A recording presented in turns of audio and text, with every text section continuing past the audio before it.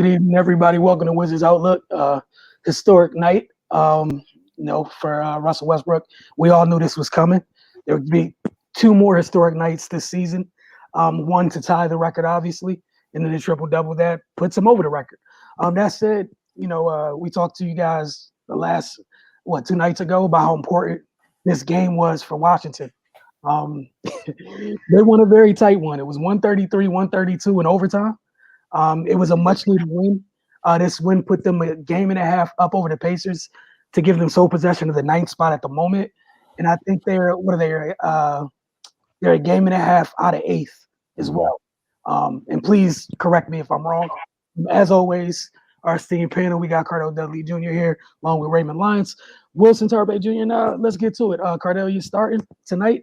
Just your initial thoughts of Washington in a wild one getting the result that they needed, essentially. Their stars played a little bit better. They made a couple more plays than Indiana Stars. It was basically a shootout between LeVert and Sabonis against Brad Beal and Russ. And both duos for their respective teams came to play, and not just them, the role players on each team, especially the Pacers. They got a big assist from guys like Sumner and Brissett and all those guys. It just came down to that. And in these type of games, it came down to the little things, which we talked about over the past week in games that the Wizards lost. And we could talk about all the stats that Russ had with the triple-double, tying the big O. Hey, congrats to him. Obviously, Bill was he was going on everybody in Indiana and the state of Indiana. No one could guard him. Like, they threw everybody with him. 50 points. And he was in such a groove, he really could have got more if he didn't get banged up. You know what I mean? So had he not got banged up in the third, the game, it might not have won in the overtime, because that's when the Pacers kind of separated themselves a little bit and Washington had to fight back. But the little things we talked about, getting key stops at the end, which will happen in regulation and overtime. Obviously, Russ sealed it with the game-winner block on LeVert. But free throw shooting, this is what we were talking about. They shot 86%, 26 to 30 from the free throw line tonight. And from three-point range, which has happened all season, they shot 28%. They didn't shoot well. See, they gave themselves a chance to win, because what if they shot their customary free throw percentage, 65%, 70%? They lose this game by double digits. But by the fact that them doing the little things, tightening up the defense late in the game, and then overtime and hitting free throws in a tough, close game on the road, they were able to pull it out. That's what you have to do, man. Like I said, for them, the playoffs already started. It's not, obviously officially it hasn't started, but for them it has, because every win matters and every loss counts, man. And I gotta give a shout out to Gafford too. He, Russ plays don't matter. Gafford didn't hit the clutch free throws with under a minute left in regulation, and he had a big charge late in the game as well. I believe on Sabonis. So, even though he didn't have the best offensive night, he still was plugged into the game, and that's what role players have to do, man. You can't, in these type of battles, you can't get with so much on the line. You can't get frustrated. You got to stay in the game. You got to have a next play mentality, and that's what they had. I felt like at the beginning of the game, both had sluggish starts for whatever reason. The defense, I don't know. It was bad. The defense for both teams was just horrible. I think literally both teams had damn near 30 points in the paint, and like midway through the second quarter. That was just tough. But as the game went along, they started tightening things up and whatnot. Points in the paint were huge in this game, and it came down to whoever got the stops first. And I feel like Washington, as the game went along, got more stops. Late in the game. The Pacers had 72 points in the paint. Washington had 66. You know what I mean? But they made up for it, like I said, from the free throw line. Like Sumner in the third quarter, I felt like he was the spark. Caris LeVert was making plays when he does scoring, but Sumner in the third quarter with his defense and his ability to score, what he was doing, hitting that shots and going to the lane, going past guys, and finishing inside, I felt like that gave the Pacers, especially with Bill out, they gave them the separation that they needed. But with them, we said it. I said it the other night. They did the same things that the Wizards did when they lost games early in the week, with the turnovers, missing free throws, late on rotations and stuff like that. Just little things that during the moment it may not look like as much, But when you look back at it, the result of the game, when it's an L, you realize how pivotal it was. And that's the difference, man. I just felt like Washington Stars made more plays than Pacers Stars, and the role players stepped up when the team needed them. And that's why Washington won the game. Go ahead, Ray. Oh yeah, man. They just started playing defense in the nick of time. That's really what it came down to. In the fourth quarter, they held them to 23 points. And that was their most defensively efficient quarter by a lot. The next lowest scoring quarter for Indiana after that was 30 points in the second quarter. So, I mean, they did what they had to do and got the stops when they needed them. It really would have been disappointing if they weren't able to pull this game out. Especially given the performance that Brad had put on, and also Russell Westbrook. And of course, we hope any injuries from Bradley Beal tonight were minimal, because Lord knows he can't afford to miss any time. But yeah, first, his health is definitely a priority. So if he's able to go, then it would be beneficial to have him out there, of course. But if he can't, then he definitely has to take care of his body. But yeah, man, the game started off, it was just kind of helter-skelter for both teams. Bradley Beal, he just wasn't showing them any respect. He went at them and just came out torching. He had 26 at the end of the first half. So yeah, he was treating them how one of the leading scorers in the league should treat people that don't play defense. But yeah, man, the Wizards, they made the plays when they needed to. So, and that's sometimes what it comes down to. Like, every game's not going to be perfect. Some wins are uglier than others, but it's a win nonetheless. And it was big for them to close out the game without having Bradley Beal. Because a lot of times he's kind of one of their safety nets going down the stretch, especially on the offensive end. So for them to be able to withstand and still create opportunities without him on the floor, it was big, man, and they deserve credit for that. But again, I hate to see them kind of limping down the stretch like this. Even though they are stringing together wins, the play is inconsistent. And it just doesn't bode well for the position they're in. I like to see them go into the postseason with a little more momentum. So we'll see how it shakes out. They still got a few games left, so of course it can be turned around. But yeah, man, a win is a win. I'll take it any day. But if they can just stretch out those periods where they're covering all the bases more throughout the game, then it'll be just fine. And, real quick, Wilson, before you start, the turnovers, noticing a nasty trend with that they starting to turn the ball back over a lot. Last game, I think they had 15 turnovers. Tonight, they had 18. And with the Pacers scored 27 points off that. So if you just take care of the ball, the game not even close. You know what I mean? And that's an ugly habit that's coming up as, playoffs is nearing. And, look, Russ had a historic night, so we ain't going to harp on it too much. But he had 7 of them. You know what I mean? Yeah, you got to chill with that. They've been through, Pacers kind of they threw a wrinkle in there that a lot of teams haven't been doing.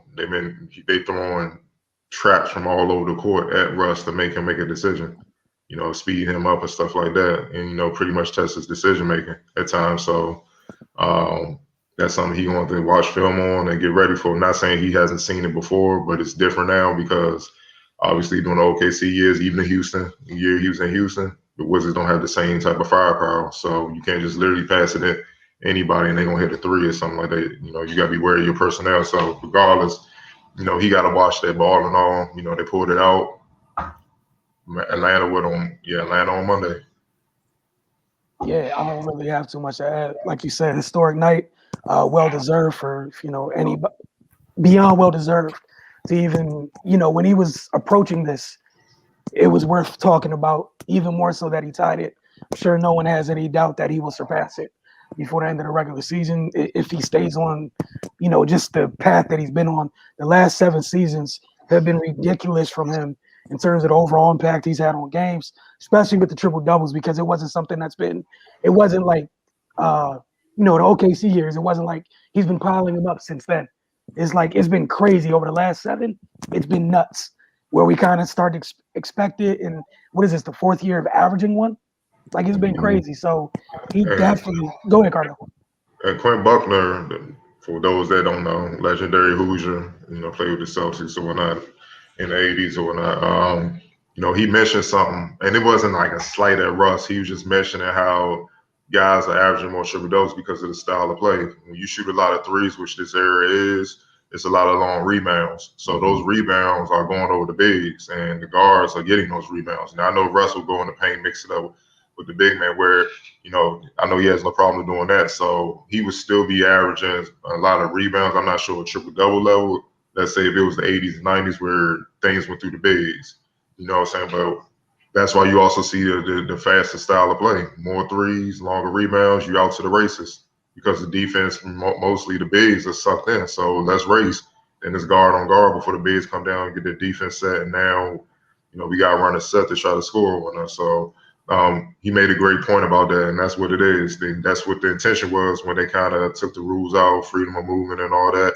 They wanted to speed up the game and just make it more of a, guard-oriented skill game, and that's what they're doing. So, 80s and 90s, you didn't see as much triple doubles from guards outside of like Magic Johnson or Jason Kidd or somebody like that. And wings like Grant Hill and Penny at times, guys like that. You didn't see it a lot because the rebounds were shorter. Misses was right there, and the bigs definitely gonna get those. So that plays a big role in what he's saying. But at the end of the day, Russ being as consistent and relentless as he is, being the dog that he is, the consistency, no one has been able to do that because no one brings it like that. You know what I'm saying? Like I always thought that LeBron would do it. Honestly, when he first came in, I thought he would get Oscar. I anticipated. I was like, I felt like he would get it. But the fact he hasn't gotten it once, but Russ has, tells you how special it is, and mostly, honestly, how tough it is. I know I got one in college, and hands down, that was the most tired I ever been on the basketball court. I'm just keeping it real. I was done. So for him to do it over 82 with that energy in 4 years, that's stupid. That's ridiculous. So yeah, much respect to him for that. Yeah, I mean, go ahead, right? It's going to be crazy that, if he keeps up this pace, he's going to be well into the 200s for career triple doubles. Like, but you know what's wild? I looked at a graphic the other day, and I think Luka got like 50. It's something crazy. It's something crazy. Like he's like he walking down quietly. It's something stupid, man. Like I'm like, dog. He might walk Russ down. Like he's on. I could be wrong. I think, but it was like, yo, this only his 3rd year. It's like, hold up, how you get that many triple doubles already? Hey, yeah, you see what I'm saying? It's just, it's a couple youngins that's on the path to breaking his jump. So, but triple double, man. Honestly, as an individual player, I know a lot of guys from the DMV, they wanted to get 30. My mentality is getting a triple double and locking down whoever I'm guarding, because I feel like if you're doing that, you literally are dominating every aspect of the game. So can no coach really fault you for anything, because it's like I'm giving you everything. You know what I'm saying? So to help us win. So you can only respect that. And I know people bash Russ like, man, it's piling stats. I'm like, man, look, there's no such thing as piling a triple double, though. You gotta go in there and earn those boards. I could pass you the ball, but if you can't score or shoot, I'm not gonna get the assist. So it's tough to do that. And then go in there and get 20 to 30 points, depending on which year, which role he's playing and stuff like that. That's to sustain that energy. Like I said, I got one. It was hard as hell. It was exhausting, and that was college. That wasn't even the league. So much respect to him, man. You know what I mean? So, I'm looking forward to seeing him break it. Set a new standard. Yeah. All right. So I just want to double check with the Luka thing. So he doesn't have 50 yet. He's at 35, and that happened this week. But he's the second fastest. That's what I saw. Yeah, it was something crazy. He's the second fastest to 35 after Oscar. And again, what we were saying was Russ wasn't on his track the early years in his career, which speaks volumes to the last 7. Because again, to do it within 7, thinking about how long he's been playing, he wasn't on that road early. And like you said, Luke is starting early, and Russ started kind of with this, and that's gonna be a whole thing to watch going forward. And again, this is the thing we've been saying about bigs, the quality of bigs over time. And you mentioned with the rules changing again, do you know what your motor has to be like to routinely be in this neighborhood? Because I'm with Cardell, like maybe second year of Braun, I was like, oh, he should be averaging one. I just took it for granted. I was like, oh, he's gonna be the guy that does it. Because think about how he naturally plays. You 6'8" to whatever, you're already a mutant. Just yeah. And again, shout out to Russ. This is ridiculous. And again, to me, tonight it means even more right now this year because they need each and every one of these wins right now. Like they need them. It's not coming in meaningless games. Mind you, however they got here, that they need them. The point is that they need them. And they needed every bit of what did he have? They needed every bit of his 33, 19, and 15 tonight. Considering Brad had a 50 ball and didn't finish regulation.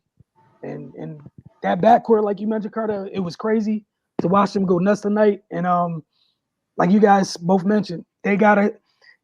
It was cool that it's like a weird trade off. So like they'll go from checking off some boxes and leaving other ones unchecked. Now they move to tonight. They killed them on the glass, did a great job at the free throw line, but then turned the ball over and defense was for most of the night. You know what I'm saying? So it's like that's the hard part with them is finding some consistency, but that also speaks to why they are in the place that they are right now. Because I know everyone's getting crazy, I know the national media is jumping in now and, really giving them pub, and that's great. But there's a reason they're in the play-in spot because of the inconsistencies. No one's talking about the talent, it's just the inconsistencies. And a lot of that, well, it's a big part of that, but also I know everybody looking at Russ getting healthy, but the key trade, man, that Gafford trade, that saved that season because Russ was starting to give triple doubles when you saw his leg getting better before Gafford got here. It was still losses, but teams recognize the importance of Gafford because you see they're starting to attack him more. Like they started attacking with quick guards to get him in foul trouble, get him off the floor. They recognize his impact. That's what kind of changed everything. The athleticism, the defensive presence inside, man. And like you said, to make it the last thing about Russ, the triple doubles are impressive because think about it, the league is it's vicious. It's competitive for the most part. Some guys that leave a lot to be desired, some teams, but think about it. I'm not trying to let this dude break big old record on us. I ain't trying to be the history books for that. So you trying to stop him. You know what I mean? But it's hard to do, man. That dude motor. Like you said, LeBron, he gets it effortlessly, but he don't have a motor, Russ, man. He ain't really like he's not relentless like Russ. Like, I'm going to get those boards. Of course, he's going to get his assists and points, but the key thing is the boards. You really got to fight and go in there and get those things, and they're not always easy to get. So, respect to him, man. Hell of a feat. Yeah, my last little thing, and the biggest thing for me with those boards, they come on both ends of the floor.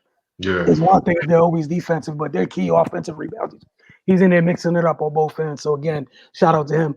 Quick message from Uz and Oz, and we'll get into y'all's comments, which we thoroughly enjoyed. And just a reminder, so far, all the YouTubers, you guys do a great job leaving comments. And to the YouTubers, whenever you guys do see this, I think someone asked in the comments, and I'll answer it once again. If you want to comment live, it's after Wizards games. Give us like 30 minutes or so. Within 30 minutes after games, we start Wizards Outlook. And as far as it being live, it's live on Facebook, Twitter, and Instagram. So that's where it's live. That's where you can comment live. Outside of that, we'll continue to do what we're doing, which is Cardell's going through y'all's messages, y'all's comments, the day afterwards, and we share them here. But again, quick message from Uz and Oz. We will be right back. Do you have your Mother's Day meal planned yet? Uz and Oz Soul Food Restaurant is here to help you with their Mother's Day special. It's available May 7th through May 9th. The special includes your choice of 4 entrees, 3 large sides, and 4 desserts for $64.95. It's available at both the U Street and Georgia Avenue locations. If you order from the Georgia Avenue location, you can add 2 cocktails or 4 beers for $74.95. Order online now to schedule your pickup. Available Friday through Sunday. To order online or get the address for both locations, head to oozandoz.com. That's OOHSNAAHS.com. Oozandoz.com. Do you have your Mother's Day meal planned yet?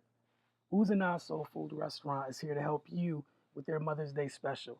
It's available May 7th through May 9th. The special includes your choice of 4 entrees, 3 large sides, and 4 desserts for $64.95. It's available at both the U Street and Georgia Avenue locations.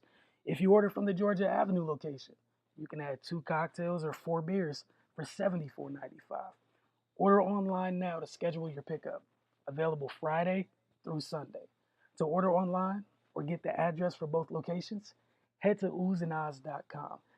That's OOHSNAAHS.com.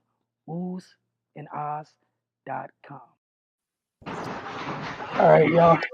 We're going to get to these comments in just a little bit. I want to thank you all for tuning in. I know we already got a comment or two on IG. So the first comment before we get into our regular comments from JLud34. As always, appreciate you for tuning in. So I'm gonna say thank you to JLud34, Two Loves Stu, Art Carthen. Appreciate you, Ron. What's up, Vincent? And then XW Brown. All you guys watching on IG, we truly appreciate you. He had a quick question, and I don't think we know the answer yet. It was just how bad is Brad's injury? Did he play in the end because he couldn't watch the game? He was into the end of regulation, literally. I think he left at within the last 20 seconds, he left the floor. I still haven't seen exactly what happened, but I know during the broadcast they were saying he fell on his hip. So I mean, we will, I'm sure we will see if you guys follow us on social. As soon as we see something, we'll have it. What'd you say, Cardell? Nothing. Oh, okay. You good.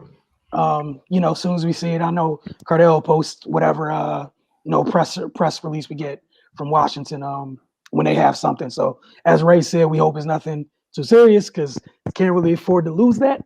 Yeah. Like they can't at all. Man had 50 on 31 shots. Didn't play the entire regulation.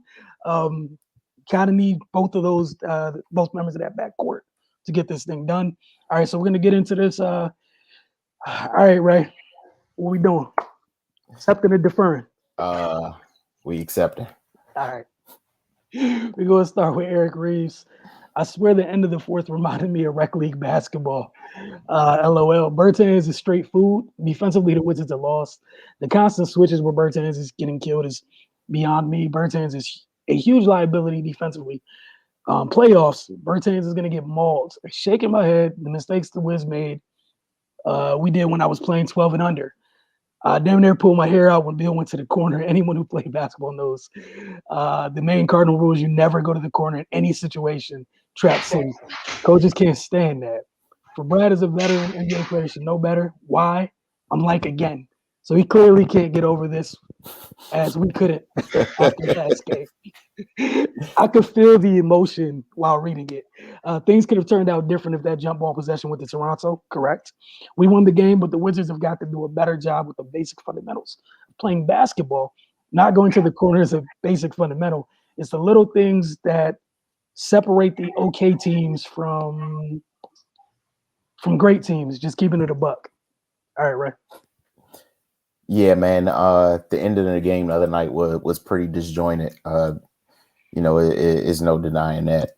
And yeah, Bertans, we've harped constantly on his struggles on the defensive end of the floor, and I mean it's obvious. There's no need dancing around it. He's like you said, he's food. in the playoffs, I mean, he's getting mauled right now and has been for the entire season. Like if the game is close down the stretch, the best scorer on the other team just finds Bertans and goes to work, So, I mean, it's no amount of talking is going to change that. It just is what it is. And yeah, the execution, I think we talked about it the last show, that go to the corner on the inbound at the end of the game, it never works for them. For the reasons that was stated in the comment, that's just a bad place to go. Like Cardell pointed out, you're giving the defense a extra defender with the sideline and the baseline. So I mean, yeah, they got to get away from that. I just can't comprehend why that continues to happen. I know you want to get the ball to Brad, but Brad's got to stop running to that short corner. I mean, nothing's good ever going to come of that. And yeah, like the little things we continue to talk about, if the Wizards did those things consistently, their record would be a lot better, because a lot of these games they've lost have been, because of small things that are totally within their control, that they just have failed to consistently execute at a high level. So yeah, man, that's one of the separators from, teams at the average level and the next level up. I mean, it just is what it is. Like, good teams don't make mistakes and beat themselves and give other teams opportunities to win games. So that just is what it is, man. Cardell, did you want to chime in, or you good?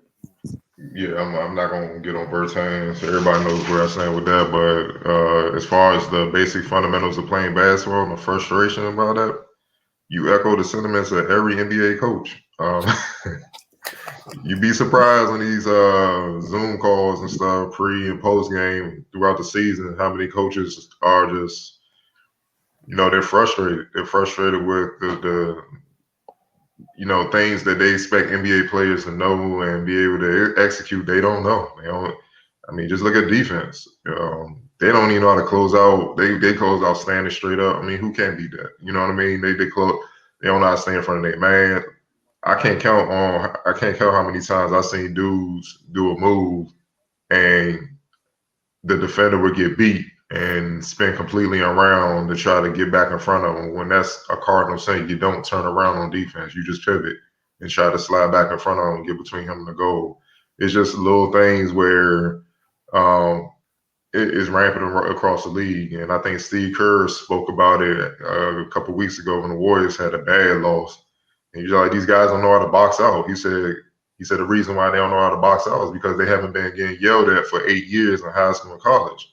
They haven't been being held accountable. You know what I mean? Coaches let them slide with that because they're athletic and highly ranked and, scoring a lot. But when you get to this level, it gets exposed. But guess what? You're going against a player that was ranked, highly athletic, and good in their own right. You know what I mean? So that's what you see the scarcity of, is just the fundamentals, of basketball, and that's why you see so much up and down play. With the majority of the league, outside of, I guess you could say, the Phillies, teams like that, that's kind of been consistent throughout the year. All right, on to the next one. Cardell, this is for you. It's from Inturbulent. The bench was stellar yet again. Been a nice surprise with their consistency lately. Having Roy would have been nice, but like I said, the next man up is doing enough to get the W. Gill has been better recently. Matthews with the 4-point plays and his ability to draw fouls is invaluable. Mental mistakes need to be rectified, i.e. Brooks being more aware of things and fouling when it's advantageous to do so. It happened earlier this year, and it seems he hasn't learned from that, which is disappointing. That said, it was a solid effort. Grind out an ugly W is fine to me, as long as it's a W. So are you, Mr. Dudley. I mean, my man, you just answered your own question. You said mental mistakes, right? So you recognize that's an issue with the team.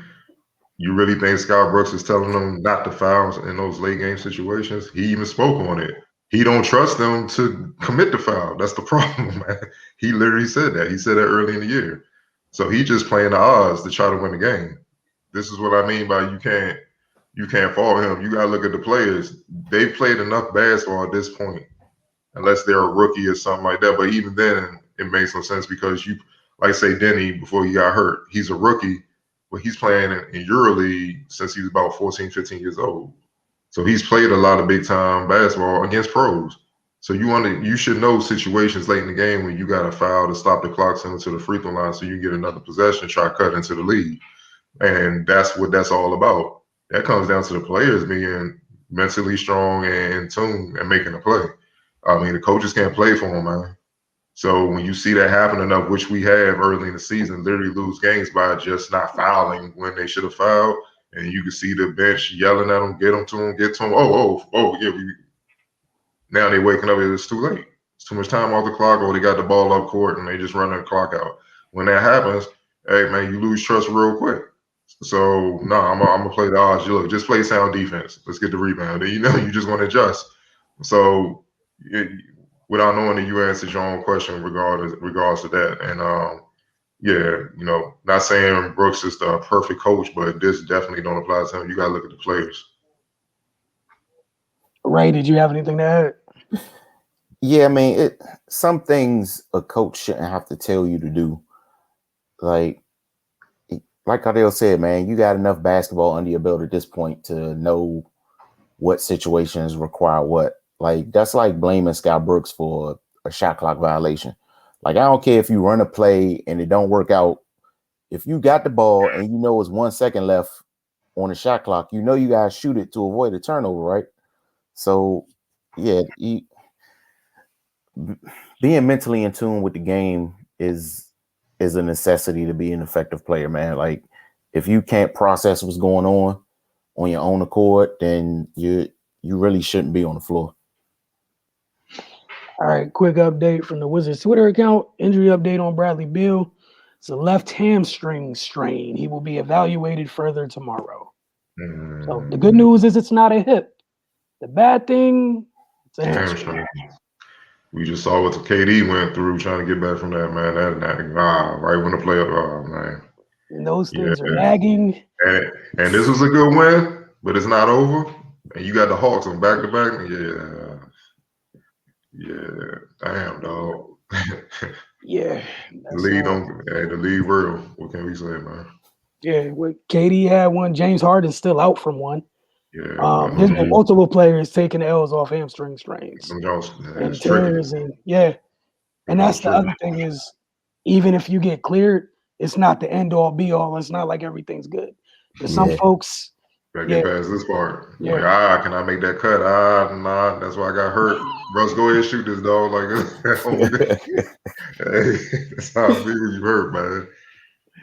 As soon as you get to thinking, you're in trouble. So it's tough. But on to the next question, Ray. I believe this is yours. Again, it's your time again. I think this is GK Wilson. I want to say thanks so much, but I'll not comment on the game and take the win. I am very much baffled at how these are NBA players. They're struggling inbound the ball in clutch moments. It looks like everyone runs away and let Beal get strapped. You guys mentioned how we can't expect a foul in that situation because the refs have been bugging. But still, I'm tired of the ending in tight games, always playing out the same damn way. Luckily, we won, but I hope we can correct that and beating the Hawks. Ray, the one little thing, I'm going to throw about 2 cents and then I'm going to get out your way. Just want everybody to keep in mind, like, to the effect that COVID is effective this season, they're not practicing. I know a lot of y'all think that doesn't matter. They're not getting a chance to work. Like, you're just talking through stuff. And Cardell's mentioned several times how young this roster is. Talking through stuff is not going to do it for young players. You have to show it to them. They got to do it. Then they got to do it multiple times and you're not getting practice. So this, go ahead, Ray. I'm sorry. Hey man, I'm just as much as baffled as you are, GK. Like, this is crazy. Like, these type of things shouldn't be happening continuously. Like, it's just wild, man. And yeah, you're right. It looks like everybody runs when Brad gets the ball. Nobody is there to kind of relieve the pressure or anything. They just run away and let him get smothered in the short corner that he shouldn't have ran to in the first place. But even if he does go to that corner as the inbounder, don't put him in that bad spot. Like, I don't get it, man. I'm glad I don't have to deal with that. Like, it was bad enough having to deal with it when I coached high school. Like, I would probably be tossing chairs if I had to deal with those type of mistakes at the NBA level. Not chairs. Cardell? Yeah. I ain't gonna lie, at this point I'm just numb to it. For my sanity, I'm not about to expect more than what it is. Look, man. I just believe what I see, man. It is what it is. Once somebody show you who they are, you just believe them, man. Right? Maya Angelou. So it's no different in this situation, man. You know what I'm saying? But it also, being all, serious, it kind of shows who wants the ball or not. You know what I mean? Who wants it in that moment and who shined away from that moment. You know what I mean? So we all know Bill won it. You know what I mean? And teams gonna focus on him and Russ. Other guys gotta be willing to go there and get the ball. I know they set screens and in motion or whatnot, trying to get guys open or whatnot, but you got that internal clock going when you know it's getting close and guys ain't getting open. Man, I go right to the ball, give it to me. You know what I'm saying? Then as an inbounder, make yourself open. Once you get the ball in, you should flash and run in. So Bill can throw a quick pass, and now you off to the races. You know what I mean? So it's ways to do it, man. But like I said, at this point, I'm just numb. I'm not expecting too much in certain situations, man. That's on you if you are. You know what I mean? You just stressing yourself out. You just gotta understand what it is, man. But the main thing is just play better defense and stuff, and can take care of the ball, so you're not even in those situations to begin with. All right, this was for you, Cardell. It's a really tough one.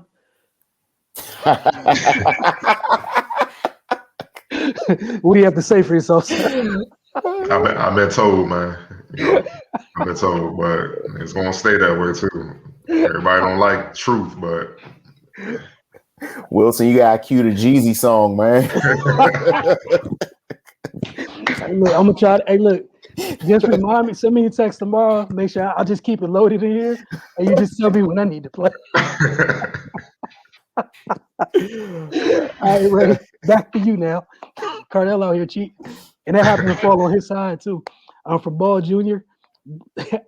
First let me say I'm shocked that this is you saying this. Came a long way, sir. Hell yeah, Mr. Westbrook level, leader of the code. Yeah, I'm sure you are celebrating tonight as you should. I can only imagine. For Ball Jr., Brooks is a solid coach. He keeps the players motivated and playing hard. That's the most important thing. They don't have the personnel defensively, and his offense is what it is. Is what it is. He couldn't get it right coaching KD, so good luck with anybody else he's doing good with what he has, because this, without question, the worst roster in the NBA. Nobody knows these guys that we're just rolling out there every night. Lord. Yeah. Here you go, Ray. I take back my initial statement. I thought it was solid. I'm sorry. Yeah, you had me in the first half. Cue up that meme. Go ahead, Ray. It's a lot going on in here, man. But I mean, yeah, Brooks is a solid coach. Definitely. We've been saying that, like, nobody ever said he's Greg Popovich or anything like that. But I mean, he's a solid coach. And keeping players motivated is definitely important, especially in a season like this, because it's easy to tap out. It's easy to tap out, man. It's like a built-in excuse. You got, COVID you got to deal with. They had injuries, so I mean, they could have. It's teams that would have packed it in this same situation. Like, being perfectly honest. Yeah, and we've talked about the roster and the deficiencies there. But I mean, he couldn't get it right coaching KD. I mean, they went to the finals and it was in the playoffs every year. Like, I mean, I guess, like, it's crazy because anything short of a championship now, people see it as failure. But then on the flip side, the standards for quote unquote greatness are so low, and people that haven't won at a high level are heralded as these all-time players. So I don't know what people expect now. Like, so yeah, that whatever, man. But yeah, I really don't think this is the worst roster in the NBA. Just because you don't know who they are, that doesn't mean anything. I mean, it's not a great roster by any stretch. We said that, but it's a few teams out there that would like some of these guys on their team. Like, it's teams out there that could use Bradley Beal, Westbrook, Gafford. I'm pretty sure Chicago wants him back. So yeah, man. So we got to get this sensationalism out of these comments, man. This was a wild one. Like, it started off strong, but that thing fell off a cliff real fast. I told you, he had me in the first half, man. Had me in the first half. Immediately take away my praise. Like, nah, we appreciate each and every one of you guys for tuning in and for comments. And Cardell, did you have anything, or you want to keep it moving? I got a lot to address with Russell Westbrook the second. Look here, man. Look, Brooks is a solid coach. You're right about that. But to say they're the worst person, they got the worst roster in the league. Have you seen the standings? Do you watch basketball outside of Russell Westbrook? See, this is what I be talking about. Here we go. You know what I mean? It's an angle to try to boost Russ. If y'all not paying attention, look at what he's saying. It's the worst roster in the NBA. So with Russ averaging this crazy triple double, now he gonna boost him. Y'all been paying attention. Y'all see what he does, man. And you know, next thing you know, probably next game he gonna be saying he better than Magic Johnson or something like that because he break the record with the worst roster in the NBA. Magic couldn't do this with this roster. I mean, that's what they do. The narratives, he's setting it up. But let's get it right. You said he couldn't get it right coaching KD. Who's the point guard on that team? Now I'm about to hurt you. Now I'm about to get you. It was Russell Westbrook. He wasn't the most savvy as a playmaker at that time. It was plenty of times when KD needed the ball and he was taking those tough shots. Have people forgotten? Like what the comment a couple of comments say ago, keep it too real. Now I'm about to keep it real. So there's a reason why KD left. It's the reason why KD left. So you can't put that all on Brooks. Like we said, it comes down to the players' decision making. That hasn't been one thing early in Russ' career where they were saying, you know, he's elite at that. It was questioned a lot. You got this efficient scorer, can't nobody guard, and you jacking threes on 3-on-1 breaks with the late in the fourth quarter and stuff like that. It was a lot of empty possessions with him early in his career. And even now, he still makes some iffy decision making. One particular early in the season, Brill had 60 points. Then in the fourth, he's still taking tough threes and stuff like that. Yo, he has 60. He's not missing. Get him the ball. Ride him to the win. It's simple. Common sense. So that's one of the knocks on Russ throughout his career. He's not a pure point guard where he understands the proper decisions to make and stuff like that. He's gotten a lot better since then. But back then, when in the OKC days, he had a big issue with it. He struggled with that. And if you remember, in those early OKC days, especially the year they got to the finals, James Harden was closing the game running point like he is now with the Nets. It wasn't Russ. There's a reason for that. So let's keep it a buck. I know you're a big time fan and all that, man, but keep it real. Keep it real about that. That wasn't on Brooks. And they were super young. They were going up against a veteran Miami team. I mean, and then after that, management made a mistake of letting Harden go, not re-signing him, and then the wheels fell off. So, and then he got fired once the wheels fell off. So, I mean, how are you looking at him for that? He only got one shot at it. All right, we're going to keep it moving. And again, with that, you know, what happened to OKC is going to end up being an outstanding 30 for 30 down the line. We all know that's coming. It's going to be a quality 30 for 30. I already reserved my popcorn. I can't wait for it. It's going to be special. I was from Big O. Cardell, I think this is on you. Facts on all of it, but Brooks anyway, he deserves more blame for our late game execution. Y'all gonna keep harping on this, I see. What are you doing in practice? Do your teams isn't prepared to close games? All right, for like the last time, I'm gonna say this one more time this year. COVID has affected the league so much this year. They are not having consistent practices as they have had in the past. There was a time, I think the Nets were talking about, like, they went 2 months before they had a solid practice. That's a team that just got together before they had a solid practice. And, you know, practice, I know a lot of people don't care about. It's kind of important. It's where you go to shore things up, to work on things. If folks aren't practicing consistently, this is why this year's been nuts. We like, there's not a team in the league we haven't seen, like, just do dumb things throughout this season. And then we've seen at times, like, like the Wizards just had their last back-to-back. This is like, what is it, like single-digit games left? Where they had their final back-to-back. Then now they're playing every other day. This isn't a video game. Like, you still have to, maintain their bodies and everything else. Folks ain't getting practice time like they have in the past. This is just a tough year, period. Again, this last I'm gonna say, because y'all keep throwing, what are they doing in practice? They're not practicing. So, I don't know what to tell y'all. He's also his fault for leaving a lot being appetizer out there for Siakam to eat. Again, consistent buckets. Y'all are killing me right now. Bill and Russ have been clutch at times, but they fall short in moments too often for me. Every fan who watches him consistently knows that anytime Bill's run to the corner is unsuccessful. Lastly, thank God for Captain Hook being more clutch at the free throw line. The Bill this game will take the dub, but damn, they make a brother want to drink. And how do I comment live? All right, first of all, if it makes you want to drink, probably not the greatest thing to do this season, because it's tough watching basketball or sports period. Secondly, as far as how do you comment live, like I said, within 30 minutes after every Wizards game, we usually get Wizards Outlook started.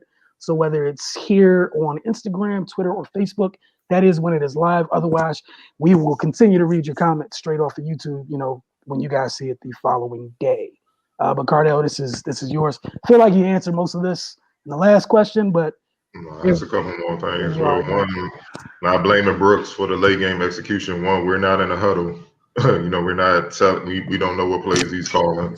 Two, it don't matter the play. You can know the play is coming, but if you execute it well, you can still be the defense that's set up for it. We see it all the time. Ain't nothing new in the league. So it's just the personnel running it. You know what I mean? So no, that's a player's thing. Obviously, they're not practicing like Wilson said. So it's literally a lot of film study and walkthroughs.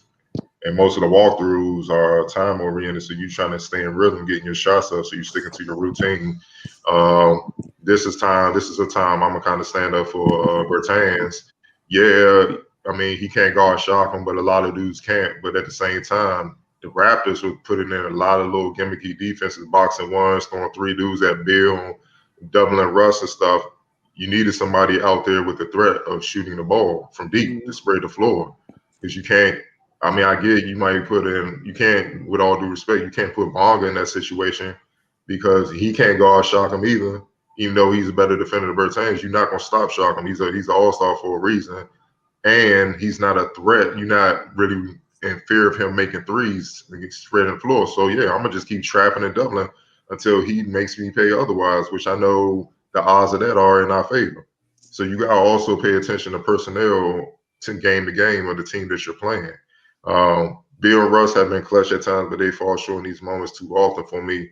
They've been getting it done their fair share in the second half, man. Like everybody's not going to be clutch every time. It's just not realistic. Obviously, Bill needs to stay out the corner. He knows that, but at the same time, watching some of the film, he just trying to get to the spot to get the ball, so it ain't a turnover. Because they have a hard time getting open. And thank God for Rolo, Captain Hook, being more clutch at the free throw line than Bill this game. Yeah, he has some big free throws, but I'm not about to say he's more clutch than Bill. You know what I mean? You gotta calm down with that. But you know what I'm saying? But we'll take the dub, but damn, they make a brother want to drink. I don't recommend that. I personally don't drink, but look, if it's bothering you that much, man, sometimes you just gotta turn the channel, come back to it, follow the game on ESPN, and see what happens, man. I do it all the time. I'm a Broncos fan. It's been rough since they won the Super Bowl. Hey, look, I feel your pain. That's what I'll leave it at that. It's the most responsible thing I've heard. And yeah, as someone who's also a fan of teams that have been bad, it's what I've been doing with UConn men's basketball for like 5 years. I just started watching again. So yeah, sometimes a tweet does it for me sometimes. I don't need to sit through that. Care about my mental health. Sometimes you gotta just let it go. Ray, did you want to chime in or you want to move on? Only thing I want to say is this Captain Hook being more clutch than Bill. Even if you want to talk about the last game, all right, cool. He made some free throws; they were huge. But 10 times out of 10, I'm sure you're going to Bill late in the game before you going to Robin Lopez, and they starting to sniff out that little hook too. So. My man days might be numbered. So, but yeah, we got to keep things in perspective, man. Like Bill and Russ have closed too many games this season for the Wizards for people to be tonight, right, and for people to be attacking them like in regards to their clutch play. So yeah. Because what is it, Batadze on Indiana? He caught 2 of them hooks tonight. He got hands on. Yeah, exactly.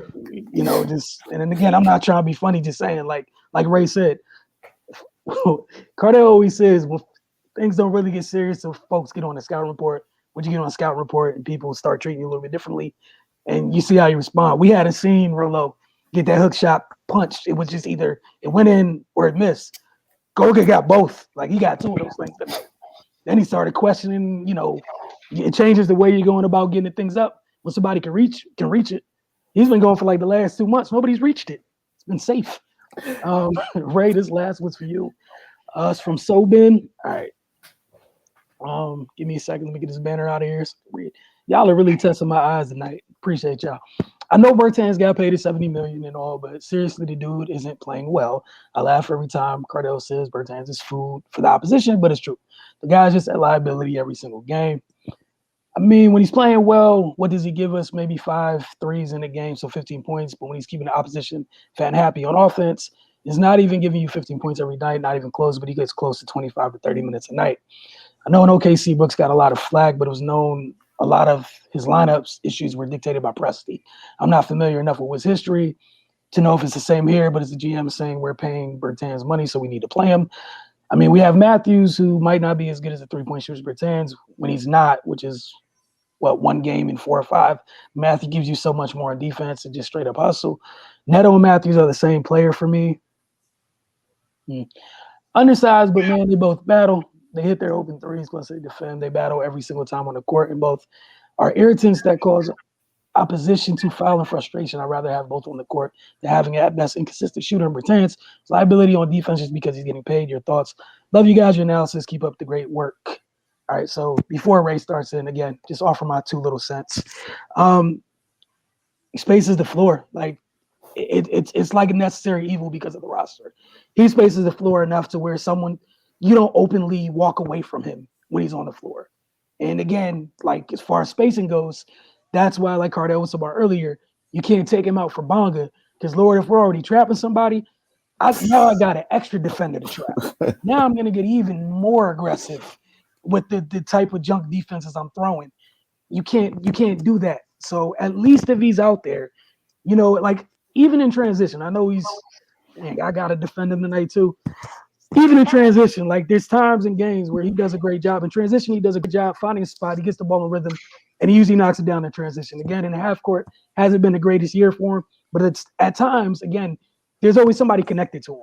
And that's all you can ask when you have somebody like Brad and Russ, especially having Russ on the floor like we've seen Russ throughout his career. You have to have at least one shooter on the floor where somebody has to stay attached to him to continue to keep the driving lanes open. So even if he's not hitting, yes, we know he's not hitting as well as anyone would like, probably as well as the contract dictates. That said, no disrespect. Between Garrison Matthews and Bertans, which one are you most likely to help off of? And I also I think Neto gives you a little bit more than Garrison Matthews. It's evident by his routine playing time and the stretch that he's had recently. I think we were just talking about this the other night. But go ahead, Ray. Get into this. And then Cardo. Yeah, I mean, like I think people misconstrue our criticism of Bertans by saying, he should maybe have a larger role on the team. I mean, we're just in that day and age where specialists are getting these massive deals. Like, back in the day, a player that offered what Bertans offers wasn't getting nowhere near 80 million or even the equivalent of what 80 million would have been, back then, because of his limited range of skills. If he was even able to stay on the team, because it was a point where if you weren't playing defense, then they ain't had no use for you. So, but yeah, man, and he's there. Of course, he's there to knock down shots, but mainly, like Wilson said, he spaces the floor to allow Brad and Russ to work. So yeah, man, he needs to be out there more often than that. And when he's not playing well, he's not out there. So yeah, and Matthews is not playing for a reason. Neto has been stepping up tremendously. Ish Smith is back. It's hard to find minutes for Garrison Matthews. Like, he hustles and all that, but it's hard to put him in over those guys who also hustle and who also score consistently and who also can initiate the offense, bring the ball up, and and relieve some pressure from and give Russ spells where he can get some rest. So I mean, yeah, man, I always love a guy that plays with intensity like Matthews does, but from a personnel standpoint, like they need Bertans out there, and of course we've said many times he needs to be more consistent, especially with the contract he has. But it is what it is, man. You can't just go off personal feelings and say the man shouldn't be on the floor in favor of somebody that wouldn't provide what he provides. Like even he has been struggling shooting, by his standards and what he's being held up to. Again, like Wilson said, somebody is going to be accountable for him at all times if he's on the floor. Nobody's just going to leave him open and let him shoot. So even when he's not contributing, he's slightly contributing, just for the simple fact that somebody's got to pay attention to him. So yeah, man, like I know we get on this case a lot, for his defensive shortcomings and all that, but truthfully speaking, man, like who else are you going to put out there on this team? Like that's one thing we got to be realistic about. If there was a better option, Scott Brooks has proven he will go with the better option, but he feels like that's going with Bertans for most of the minutes is what they need to win, and as of late they've been winning. So again, I'm going to trust that man to do his job. Cardell, did you want to add in here? Yeah, man. His job is to shoot, obviously from deep, but it's also to spread the floor. The defense has to stay honest when he's on the floor. They have to, because he can get hot at any minute. He has range, and regardless of when we get on him for his defense and stuff like that, and not always being consistent enough as we would like, he's still shooting 40% from three, which is elite. You shooting that is the reason why the elite level for efficiency from a score is 50, 40. 90 club, you know what I mean? And the 40% is from 3-point range. You know, I look, I like Matthews, man. He fought his way up through the ranks in the G League, even with the Wizards, fought his way up to get in the rotation, started a few games and whatnot, but he's not as complete a player as Neto. He's just not. Neto, for the most, what people may not know, he played with the Jazz before and Philadelphia. So he's always been around the league, but it's just with this team, he's kind of flourished.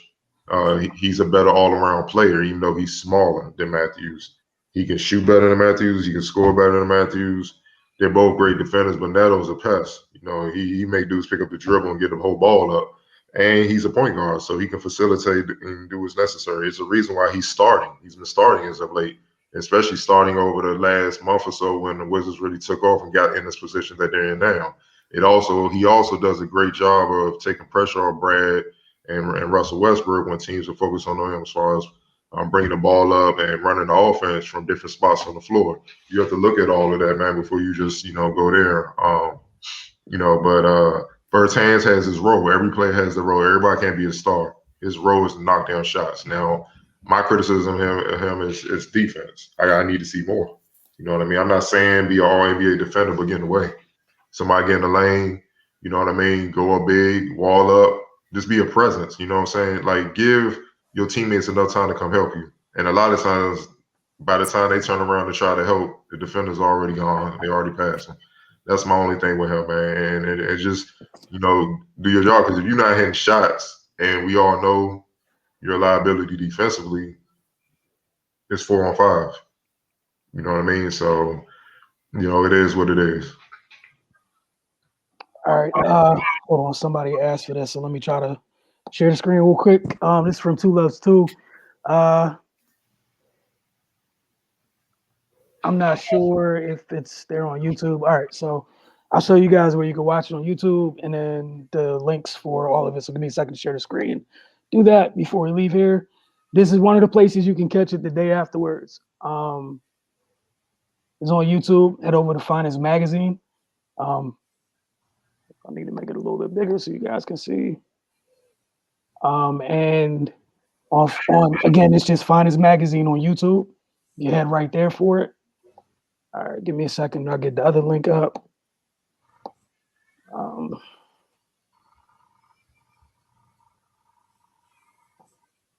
Appreciate y'all on IG being so active tonight.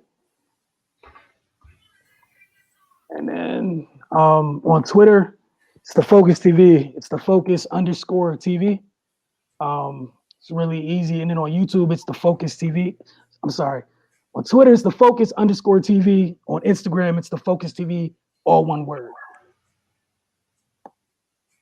And then also on YouTube, you can find it at My Mind on Sports. So it goes on both YouTube pages the day after.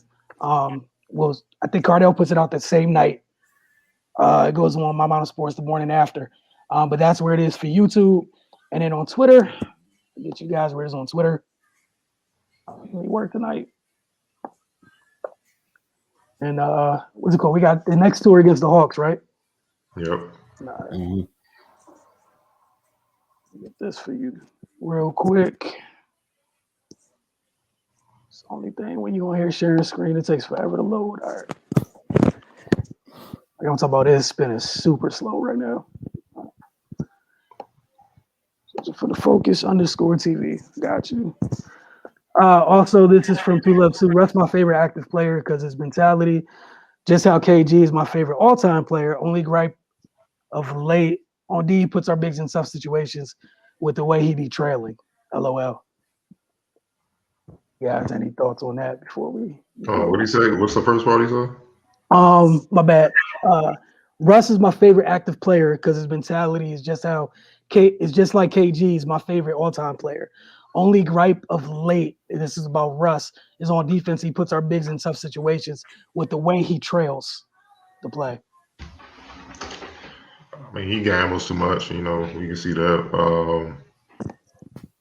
Yeah, look, man. Outside Neto, Gafford, Matthews,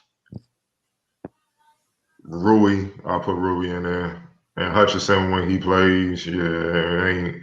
Yeah, you're gonna get some inconsistent defense. So it's hard to just pick on Russ like with that, man. But yeah, he gambles. He gambles a little bit too much at times. But when he needs to wall up and accept the challenge and play fundamentally sound, he knows how to do that too.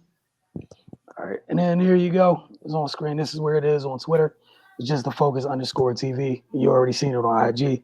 You're commenting. So again, thank you all for hanging with us tonight. We'll be back. What is it, Monday? Yeah. Monday night for the Hawks, and then Wednesday again, and then Tuesday always Focus TV at 8 p.m. For Cardell, Ray, and myself, y'all have a great evening and enjoy your Sunday.